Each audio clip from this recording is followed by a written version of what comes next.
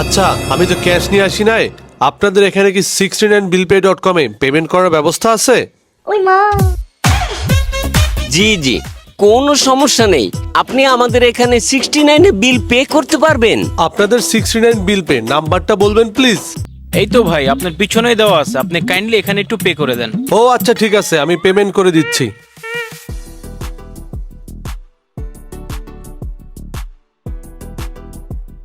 ভাই, পেমেন্ট করে দিয়েছি, তাইলে আমি আসি। এ ভাই একটু দাঁড়ান। ওস্তাদ জি, চেক করেন তো পেমেন্টটা ঢুকছে কিনা।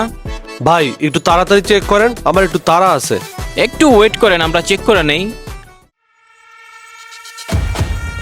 না সাহেব, কোনো টাকা তো আসেনি। টাকা যায়নি মানে? এই যে আমার মোবাইলে ট্রানজ্যাকশনের SMS দেখেন। আপনার মনে হইতেছে ভাই কোনো জায়গায় ভুল হইছে, অথবা আপনি নাম্বার তুলতে ভুল করছেন। নাম্বার তুলতে ভুল করছি? হ্যাঁ সাহেব, আপনি নাম্বারটি একটু চেক করে দেখুন। 0169696969 লাস্টে তো 96 ছিল, 69 কিভাবে হলো? আমি বলেছিলাম না স্যার, আপনি হয়তোবা ভুল নাম্বারে সেন্ড করেছেন। আমাদের শপের লাস্ট ডিজিট 69, আপনি হয়তোবা 96 এ সেন্ড করেছেন। কি ভুলভাল বলছেন আপনি? আমি নিজ চোখে 96 দেখছি। সাহাব, আপনাকে আর কতবার বলবো বলেন? আমাদের দোকানের এই একটাই নাম্বার 69, সবাই এই 69ই করে।